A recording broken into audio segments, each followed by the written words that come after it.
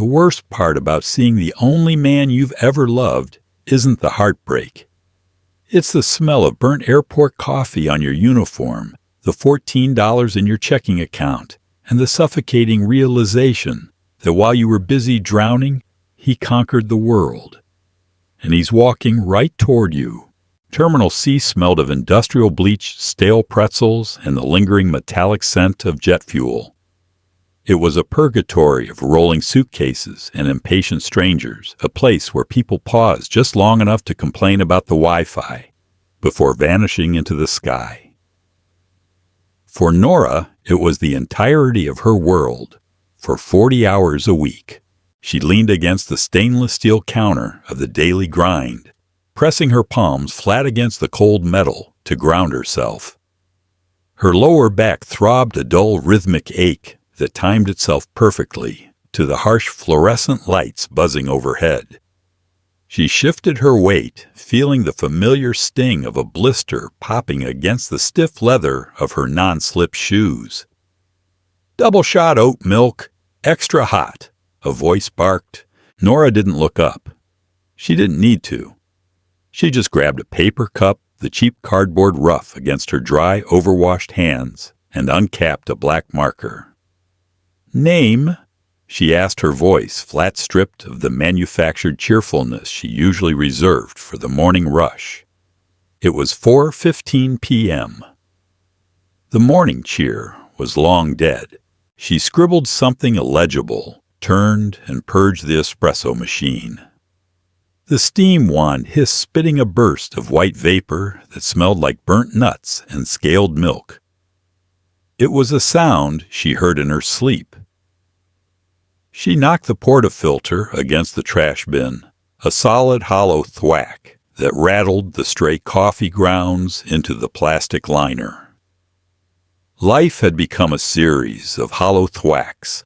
6 years ago, Nora thought she had a trajectory. Not a brilliant one, maybe, but a path. Then came the positive plastic stick on a bathroom counter, a panicked boyfriend who promised he'd step up right before he quietly moved to Denver and changed his number, and the sudden terrifying reality of being a mother to a boy with weak lungs and a penchant for expensive asthma inhalers. Now, there was only the math, the brutal, unrelenting calculus of poverty. She wiped a damp rag across the counter, collecting a slurry of sugar packets and spilled foam. Rent is $800. The inhaler refill is $60. Groceries can be stretched if we eat pasta for 4 days. If I pick up a Saturday shift, I can afford the snow boots Finn needs before January. Her phone buzzed in the pocket of her cheap black apron. She ignored it. It was likely Mrs. Gable, her neighbor, who watched Finn after school texting, to say Finn was refusing his nap again, or that he was throwing his dinosaur toys at the radiator. Mrs. Gable charged $4 an hour, which was a steal, but she also liked to send Nora guilt-inducing updates about how tired she was. Nora couldn't afford to care. She just needed the woman to keep her kid alive until 6 o'clock. "Miss, excuse me, my latte's lukewarm." Nora finally looked up. A woman in a cashmere sweater was glaring at her over a pair of oversized sunglasses. The sweater looked softer than anything Nora had ever touched. It probably cost more than her rent. "I can remake it," Nora said, her tone deliberately deadpan. She didn't offer an apology. Apologies cost energy, and her tank was aggressively empty. She took the cup, dumped the lukewarm liquid down the drain, and started the process over. Hiss, grind, pour. She slammed the fresh cup on the counter. "Careful, it's hot." As the woman huffed and walked away, Nora checked her watch. 1 hour left. 60 minutes of grinding beans and wiping up other people's messes before she could take the crowded, shivering bus ride back to her damp apartment, cook a box of macaroni, and pretend for a few hours that she wasn't failing her son. She ran a hand over her face, feeling the grit of dried sweat on her forehead. She hadn't washed her hair in 3 days. It was scraped back into a severe bun secured by a plastic clip that dug into her scalp. There was a faint smear of chocolate syrup on the cuff of her white shirt. She felt dirty. She felt invisible. It was a protective sort of invisibility, a cloak woven from exhaustion and minimum wage. When you are the girl behind the counter, no one really looks at you. You are a fixture, like the napkin dispenser or the trash can, until you aren't. The shift in the terminal's atmosphere was subtle, like the air pressure dropping before a thunderstorm. It started with a delay announcement for a flight to Geneva. The gate directly across from the coffee shop groaned collectively, a sea of business-class passengers suddenly unmoored from their schedules. They began migrating toward the only caffeine source in sight. Nora braced herself, grabbing a fresh stack of cups. And then she saw the coat. It wasn't just a coat. It was a long, tailored sweep of charcoal wool, the kind of garment that moved with a heavy, fluid grace. It cut through the sea of wrinkled travel clothes and cheap polyblends like a shark moving through a school of minnows. The man wearing it was tall, his posture carrying an easy, indifferent authority. He was checking his phone, a sleek slab of black glass, his thumb swiping with sharp, impatient movements. Nora didn't recognize the clothes. She didn't recognize the leather briefcase that probably cost $5,000, or the subtle glint of a silver watch slipping out from under the cuff of a crisp white shirt. She recognized the back of his neck. It was a ridiculous, terrifying thing to recognize. But she knew the exact way the dark hair curled slightly at the nape, rebelling against the expensive haircut. She knew the slope of his shoulders. She knew the way he stood, with his weight shifted slightly to the left, a lingering habit from a minor knee injury. He got playing intramural soccer when he was 21. Holden. The name hit her chest like a physical blow. The air in the terminal seemed to thin out, sucking away into a vacuum. Nora stopped breathing. She stood frozen behind the espresso machine, a wet rag clutched in her hands so tightly her knuckles turned bone white. It had been 7 years.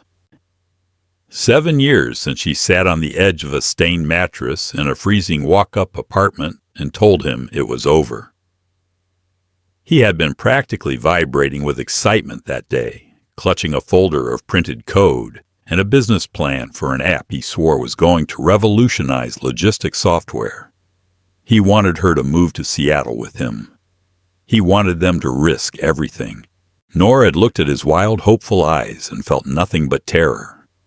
She had grown up watching her mother chase dreamers until their electricity got shut off. She wanted safety. She wanted a 401k and a quiet life. So she called him a fool, told him to grow up, and walked out. She chose stability. Instead, she got a deadbeat boyfriend, a beautiful asthmatic son, and a job smelling like curdled milk. Holden took the app to Seattle. She knew this because 2 years ago, while scrolling through a cracked phone on her lunch break, she saw his face on the digital cover of a major tech magazine. Holden Hayes, the 30-year-old CEO, redefining the supply chain. She had stared at the screen until her eyes burned, staring at the sharp-tailored version of the scruffy boy who used to make her laugh until her ribs ached. Then she turned her phone off and went back to mopping the floor. Now he was 50 feet away. Nora's stomach plummeted. A bitter metallic taste flooded her mouth. Panic, raw and jagged, clawed up her throat. "Don't look at me. Please, God, don't look over here." She shrank back instinctively, trying to make herself smaller behind the bulky chrome of the espresso machine. She desperately cataloged her appearance. The greasy hair, the cheap foundation-stained collar, the bags under her eyes that looked like bruised plums. She felt a sudden violent surge of shame, so intense it made her dizzy. She couldn't let him see her like this. Not him. He had looked at her like she was the center of the universe once. She couldn't bear to see that look replaced by pity. Pity would kill her. "Hey, Nora!" It was Gary, her shift manager, yelling from the back room. His voice cut through the dull roar of the terminal like a foghorn. Holden stopped typing on his phone. Nora watched paralyzed in slow motion as the broad shoulders shifted. The charcoal wool turned. His face came into view. He was older. The boyish softness around his jaw was gone, replaced by sharp, cynical angles. There was a faint shadow of stubble making him look tired, but it was an expensive, powerful kind of tired. His eyes, those deep, arresting amber eyes, swept over the cafe. He wasn't looking for her. He was just looking for the source of the noise. His gaze dragged across the pastry case, the register, and then it stopped. It landed on the gap between the cash register and the espresso machine. It landed on her. For a second, there was no recognition. Why would there be? He was a millionaire CEO staring at a haggard barista in a stained apron. Nora saw his eyes pass over her, dismiss her as part of the scenery, and begin to move on. She should have looked down. She should have turned away to wipe the counter, but she couldn't.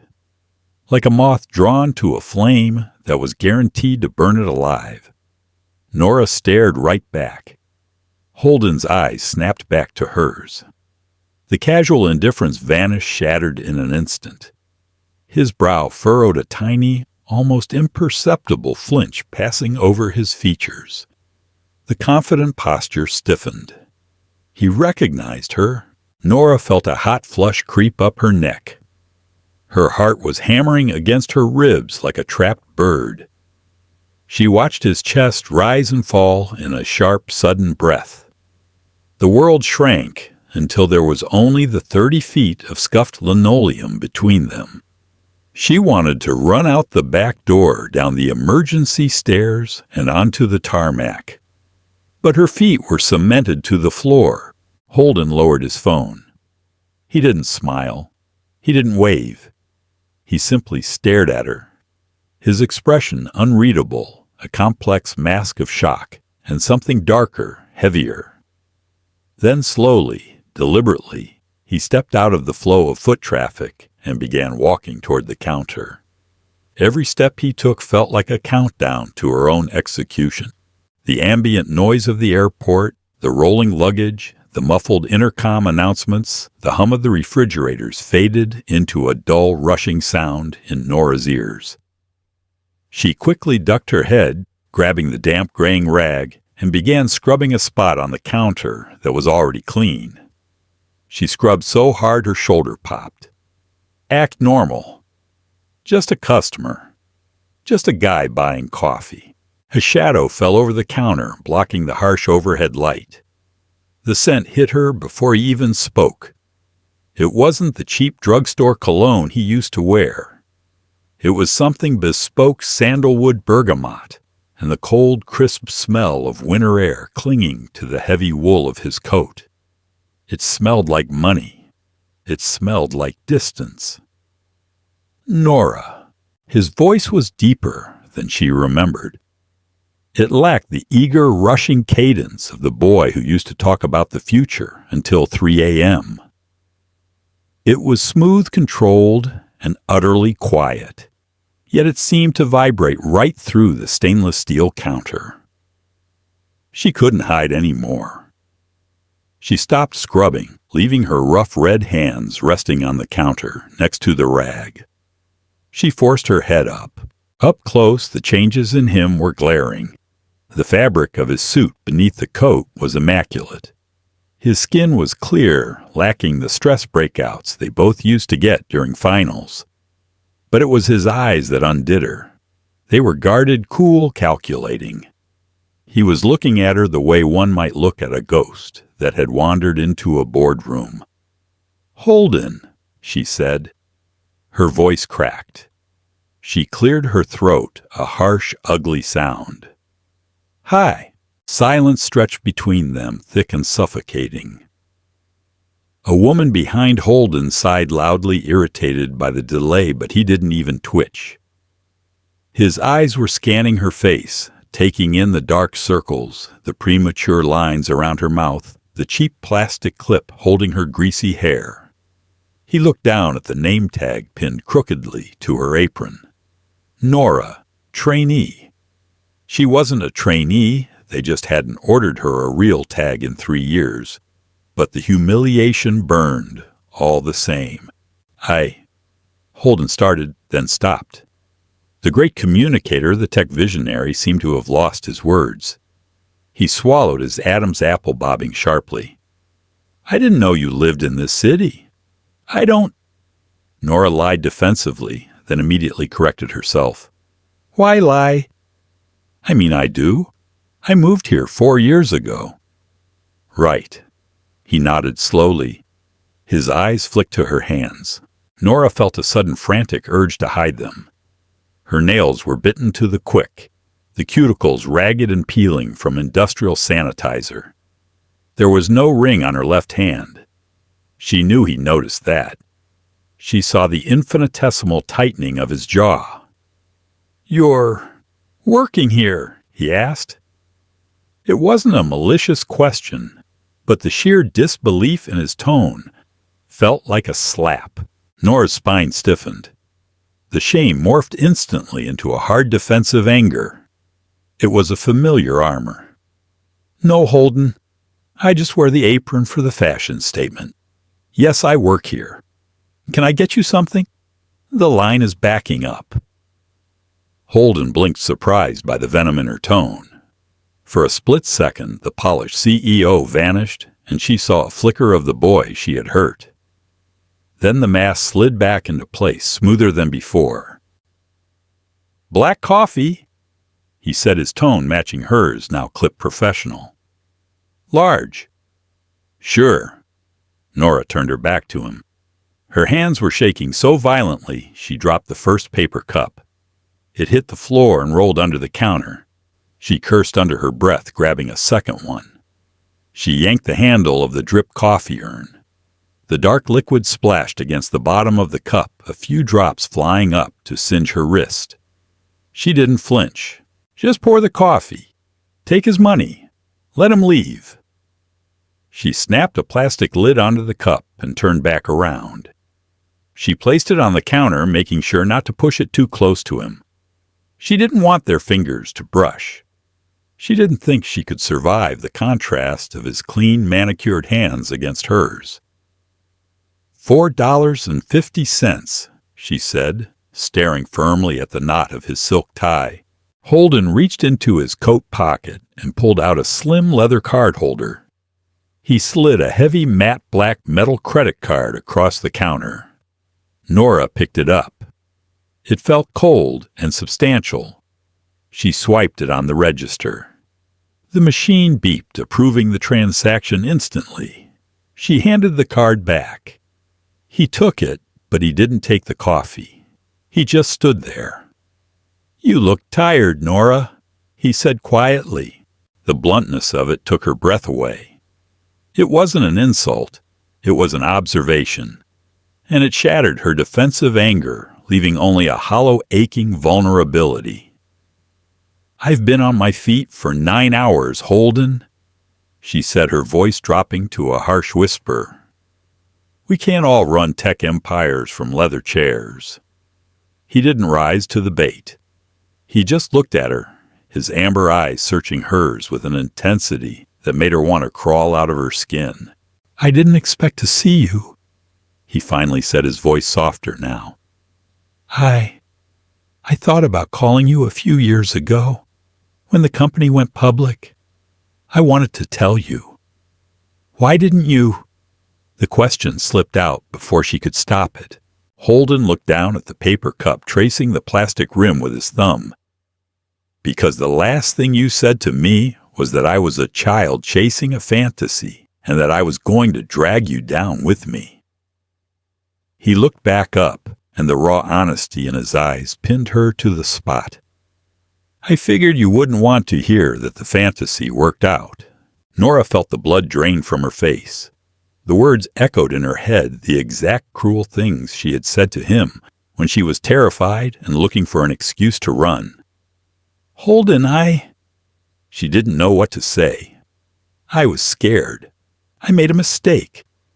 I have a son who asks why we can't buy the good cereal." None of it mattered. It was all pathetic. "Excuse me, is this line moving?" A man in a golf shirt barked from behind Holden. The spell broke. The ugly, beautiful bubble of their shared past popped, leaving them standing in the harsh fluorescent reality of Terminal C. Holden straightened up his posture, reverting to the untouchable CEO. He picked up the coffee cup. "It's good to see you, Nora," he said. It sounded like a dismissal, a polite corporate sign-off. "Have a safe flight," she replied, her throat tight. He turned and walked away. Nora watched the charcoal wool coat disappear into the chaotic sea of travelers. He didn't look back. She stood there for a long time, the ambient noise of the airport rushing back into her ears, until Gary yelled her name again, demanding to know why she wasn't wiping down the steam wand. She picked up the gray rag. Her hands were still shaking, and on the counter, right where his black credit card had been, was a folded piece of paper. It hadn't been there before. Nora reached out, her heart stuttering, and pulled it toward her. It was a receipt paper. Flipped over, written in the black marker she used for the cups, was a series of 10 numbers, a phone number, and below it a single word, "if." The remaining hour of her shift dragged with a cruelty that felt intentional. Nora moved on autopilot, her body executing the familiar choreography of steaming milk and wiping counters. But her mind was entirely anchored to the small square piece of receipt paper burning a hole in her apron pocket. She could feel the sharp edge of the crease pressing against her hip every time she bumped the register. If. It was a loaded word, a dangerous word. It implied a choice she didn't feel equipped to make. When Gary finally barked that she was cleared to clock out, she practically tore the apron off. The employee break room smelled heavily of stale fry grease from the neighboring fast food stall and the sharp tang of ammonia. She shoved her apron into her narrow locker, grabbed her oversized winter coat, the zipper permanently stuck halfway up, and stepped out into the freezing reality of the employee exit. The bus stop was a concrete slab exposed to the biting wind sweeping off the tarmac. Nora huddled on the edge of the bench, pulling her collar up to cover her chin. The cold seeped through the thin soles of her shoes, settling deep into her aching joints. Beside her, a baggage handler in a neon vest was aggressively chewing gum, the synthetic spearmint smell cutting through the heavy fumes of diesel exhaust. Nora shoved her hands deep into her coat pockets to keep her fingers from going numb. Her right hand brushed the receipt paper. She traced the impression of the black marker ink with her thumbnail. What did he want Closure A chance to gloat?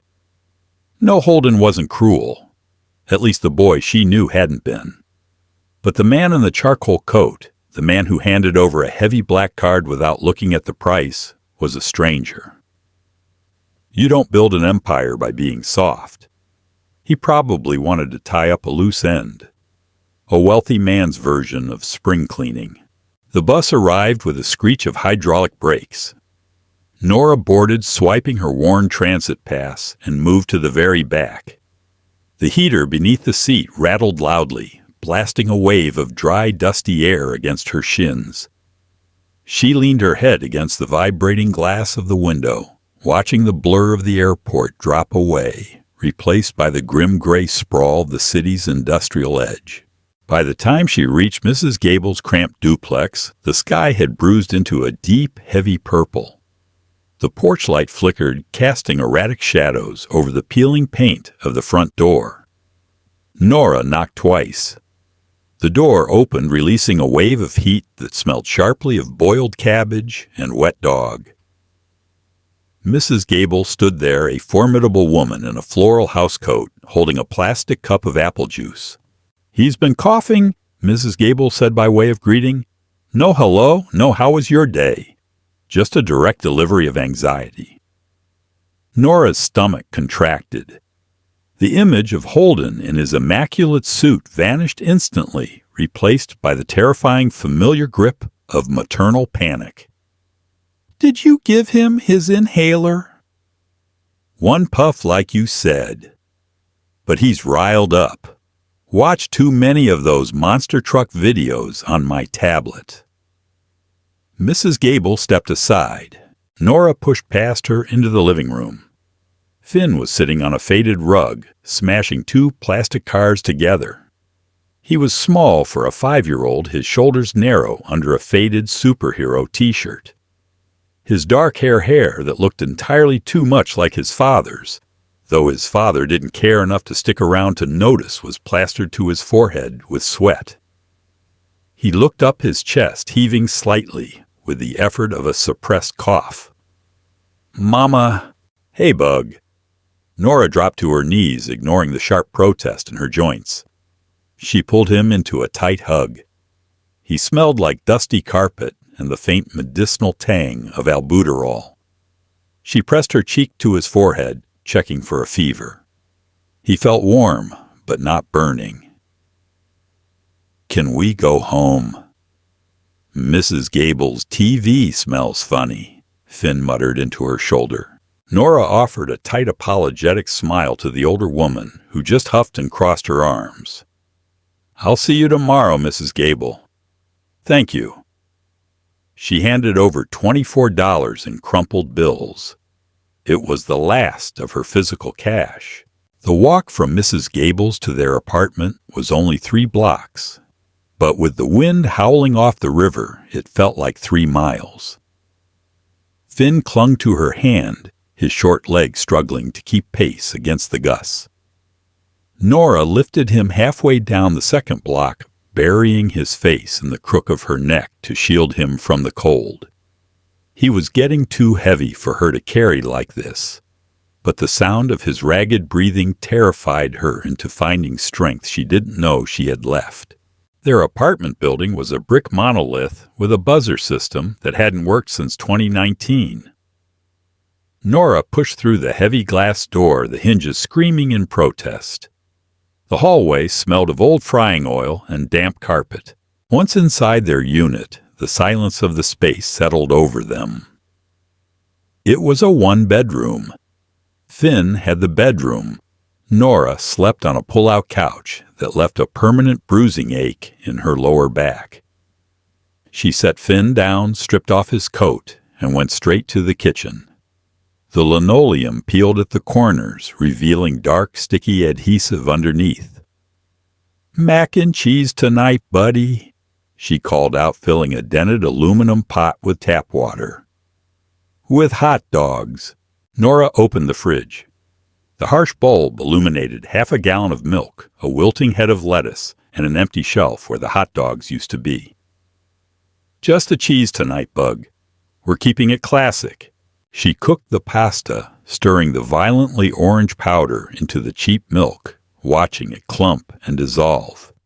Every movement felt hollow.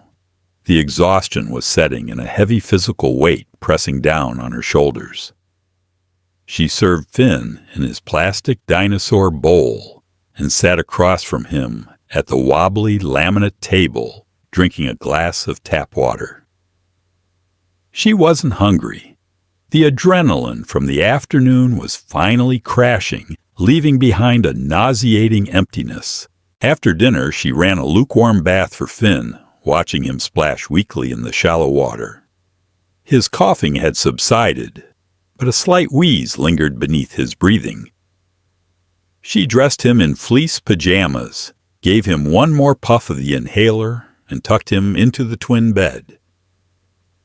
"Read," he asked, his eyelids already drooping. She grabbed a heavily taped library book about a construction site and read it aloud, her voice monotone, hypnotic.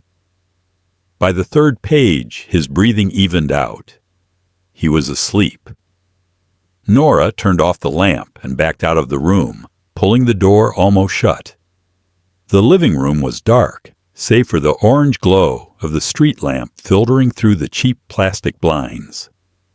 The radiator clanked a violent metallic shudder that rattled the floorboards. Nora sat on the edge of the couch. She didn't pull the bed out. She just sat there staring at the stained coffee table. She reached into her coat, which was draped over the back of a chair, and pulled out the receipt. She smoothed it out on the table. The 10 numbers stared back at her in the dim light. If what? If she wanted money. If she wanted an apology. If she wanted to ruin his pristine millionaire life with the messy, desperate reality of hers. She pulled her phone from her back pocket. The screen was cracked in 3 places, a spiderweb of shattered glass over a cheap prepaid interface. She opened the dialer. Her thumb hovered over the keypad. She thought about the cashmere sweater the angry woman at the cafe had worn. She thought about Holden's tailored coat. Then she looked around her apartment, the water stain on the ceiling spreading like a dark bruise, the stack of final notice electric bills on the counter, the empty space in the fridge where the hot dogs should have been. They were not just in different tax brackets, they were on different planets. Calling him was a mistake. It was a lapse in judgment fueled by exhaustion and the ghost of a girl she used to be. The girl who loved him was dead buried under 5 years of eviction notices and pediatric asthma bills. Nora locked her phone and threw it onto the cushion beside her. She picked up the receipt, intending to tear it in half and throw it in the trash. But as her fingers gripped the thin paper, the memory of his eyes, those amber eyes flashing with a sudden unguarded shock, hit her. He hadn't looked at her with pity. He had looked at her like she had knocked the wind out of him. He had looked at her like she mattered. Nobody looked at Nora like she mattered anymore. She was just the barista, the struggling mom, the tenant who was always a week late on rent. Her breath hitched. A single tear, hot and stinging, broke free and tracked through the grime on her cheek. She angrily wiped it away with the back of her wrist, hating herself for the weakness. She snatched the phone back up. Her fingers moved quickly, mechanically, before her rational brain could stop her. She punched in the 10 numbers. She pressed the green button and lifted the cracked glass to her ear. It rang once, twice. The sound echoed in the quiet, damp apartment. She was about to hang up, her heart pounding a frantic rhythm against her ribs, when the ringing stopped. A soft click. "Nora!" He answered on the second ring. He knew it was her. He had been waiting. "You answered?" Nora said. Her voice was raspy, stripped of any pretense. The radiator clanged again, loud enough to drown out her next breath. "I've been staring at my phone for 4 hours, Holden replied. His voice was different over the speaker, compressed a little grainy, but the quiet intensity remained. There was no background noise on his end. No airport announcements, no traffic. Just a heavy, expectant silence. "I was beginning to think you threw the number away." "I almost did," she admitted. The honesty tasted like ash. Why play games? She didn't have the energy for strategy. "I was holding it over the trash can." A long pause. She could hear him exhale a slow, controlled breath. "But you didn't." "No, I didn't." Nora stood up from the couch and walked toward the small window, pushing 2 slats of the plastic blinds apart to look down at the street.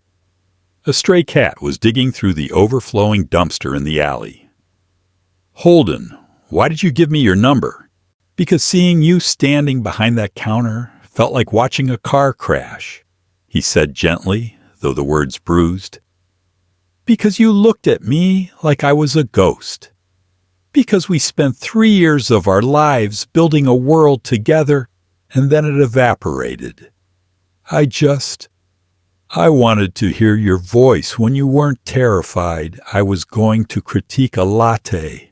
Nora closed her eyes, resting her forehead against the freezing glass of the window pane.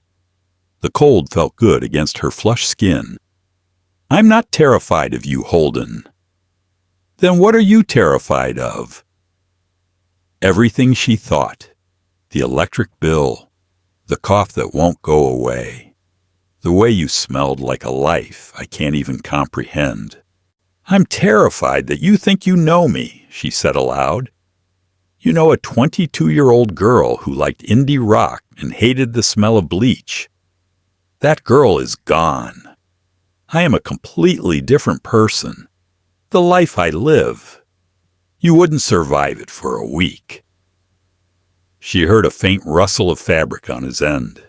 He was shifting, maybe standing up. Try me, he said. The challenge in his voice was devoid of arrogance. It was purely earnest. Nora let out a bitter, exhausted laugh. Holden, where are you right now? He hesitated. The Four Seasons, downtown. Right. You're in a suite that costs more per night than my rent for a year. You're looking out over the skyline. You have a minibar with $30 water. She gripped the phone tighter. I am standing in an apartment that smells like wet carpet. I just fed my kid boxed macaroni without butter because I couldn't afford to buy any. The silence that followed was absolute. The word kid hung in the digital space between them, massive and immovable. She had dropped the bomb. She braced herself for the polite backtracking. The sudden realization that she wasn't a tragic romantic figure from his past, but a messy, complicated reality. You have a son. His voice was barely a whisper. It wasn't accusatory, just thoroughly dismantled. Yes, he's 5. His name is Finn. He has severe asthma, and he likes dinosaurs, and he is the only thing in my life that makes sense. Nora's voice trembled, but she forced the words out, laying the jagged pieces of her life on the table. His father left before he was born. I work 40 hours a week smelling like burnt espresso so I can keep him breathing. That is my world, Holden. She waited for the dial tone. She waited for him to say, I'm sorry I shouldn't have bothered you. Instead, she heard the sharp sound of a heavy glass being set down on a stone table. Nora! Holden said, his voice suddenly stripped of all the CEO polish, reverting back to the raw, urgent tone of the boy who used to argue with her about the future. Open your door. Nora frowned, pulling the phone away from her ear for a second to look at the screen. What?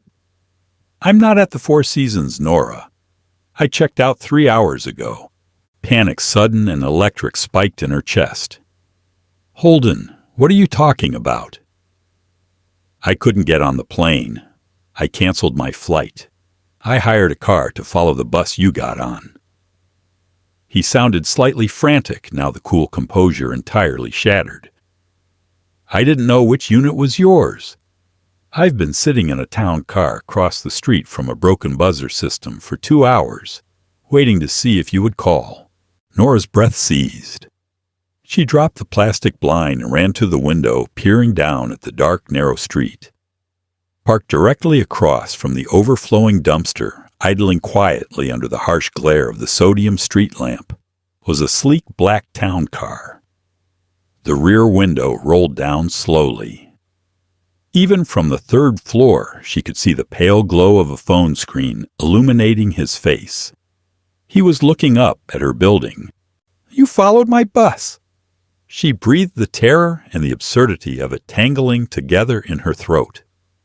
Are you insane? Probably, yes. The board of directors is currently losing their minds. The phone crackled lightly. Nora, I don't care about the money. I don't care about the coat. I don't care about the goddamn supply chain. I spent the last 7 years proving you wrong.